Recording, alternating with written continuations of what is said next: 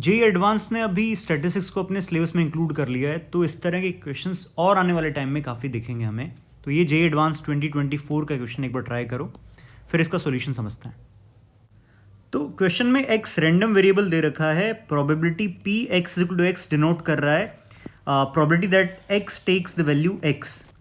Suppose that the point x comma p where x is 0, 1, 2, 3, 4 lie on a fixed straight line in xy plane and p is 0 for all x other than 0, 1, 2, 3, 4.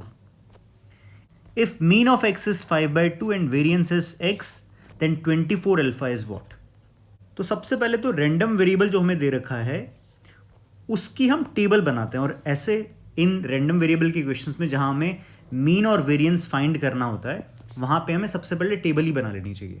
तो यहां पे मैंने लिखा है x और इधर मैं इसकी प्रोबेबिलिटी लिख रहा हूं। तो जब x 0 है या 1 है, 2 है, 3 एंड 4।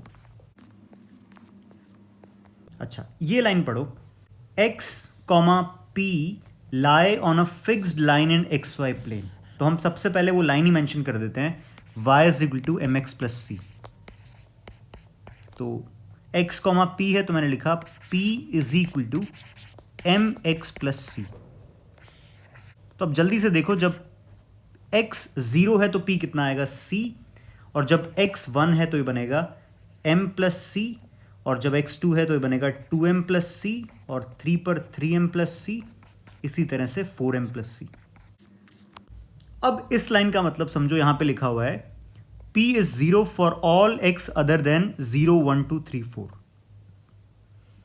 इसका मतलब ये हुआ कि इन प्रोबेबिलिटीज का सम कितना होना चाहिए, 1 होना चाहिए। तो यहां पे पहली कंडीशन तो मैं ये लिख रहा हूं, c plus m plus c plus 2m plus c plus 3m plus c plus 4m plus c। ये कितना है हमारे पास में, 1 है, क्योंकि बाकी सब प्रोबेबिलिटीज कितनी है, 0 है। तो जो भी कुछ है इन्हीं से टोटल सम क्या रहने वाला है, 1 रहेगा।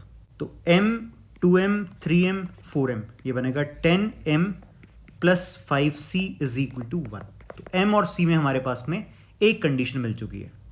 अब दूसरा, पहले ये समझ लेते हैं कि मीन और वेरिएंस के फॉर्मूले क्या है।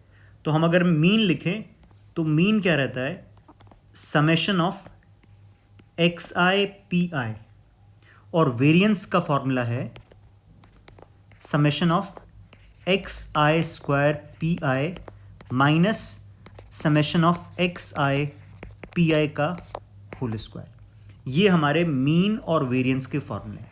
हाँ, इनको याद रखना बहुत जरूरी है, क्योंकि बिना इसके इक्वेशन सॉल्व कैसे होगा फिर।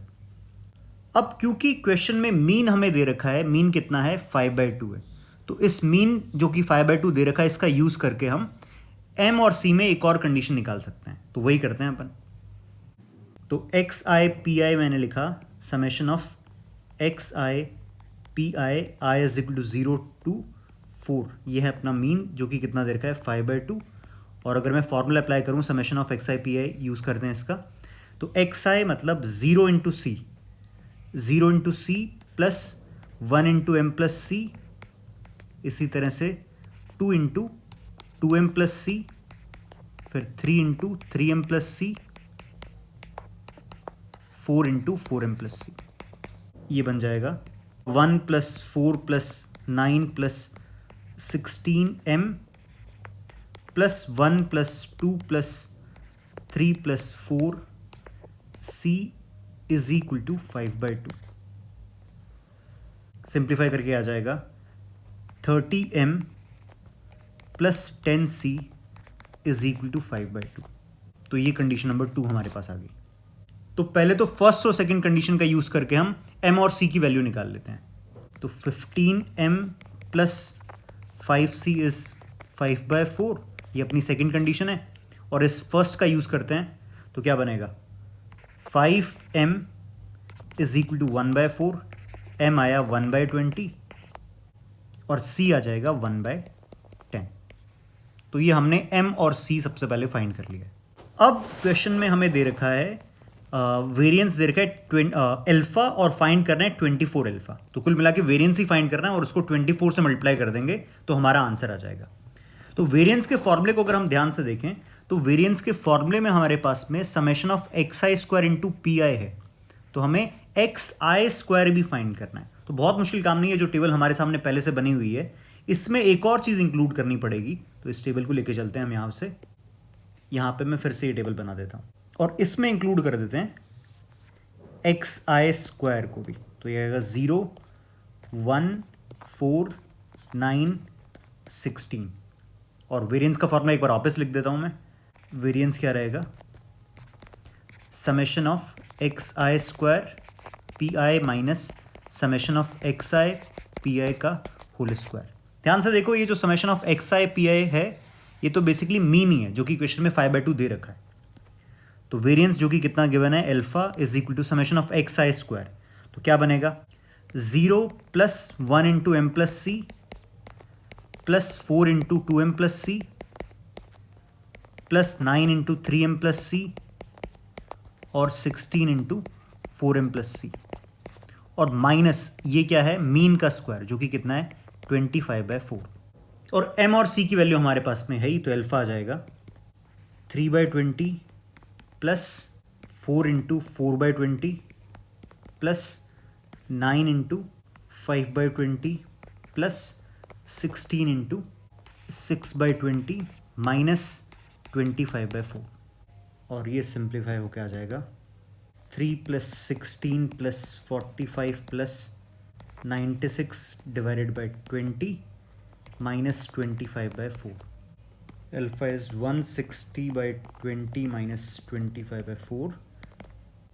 8 माइनस 25/4 इज इक्वल टू 7/4। तो ये आ गया अपना अल्फा की वैल्यू। और क्वेश्चन में हमसे पूछा है 24 अल्फा, तो यहाँ से आ जाएगा हमारे पास में 24 अल्फा इज 7/4 इंटू 24, कट पिट के आ जाएगा ये 42। तो आंसर रहेगा 42। तो ये बहुत स्टैंडर्ड क्वेश्चन है और एक इसी तरह के फॉर्मेट को तुम्हें समझना पड़ेगा। और ऐसे और क्वेश्चन भी जेईई एडवांस आने वाले टाइम में पूछ सकता है। क्या पूछा था इसमें, वेरिएंस का फॉर्मूला हमें पता होना चाहिए, मीन पता होना चाहिए और जो रैंडम वेरिएबल की बात है उसके लिए हमें टेबल बनानी चाहिए। तो ये 3 बातें हमें समझ में आनी चाहिए। बाकी क्वेश्चन में कैलकुलेशन जरूर है, पर एक स्टैंडर्ड क्वेश्चन है। ऐसे क्वेश्चन जेईई मेंस बहुत बार पूछता रहा है पहले भी, तो ऐसा कह सकते हो कि इस तरह के क्वेश्चन जेईई मेंस ने पहले पूछे हैं। जेईई एडवांस क्योंकि सिलेबस में अभी ऐड हुआ है तो अभी रिसेंटली उसने पूछना चालू किया है।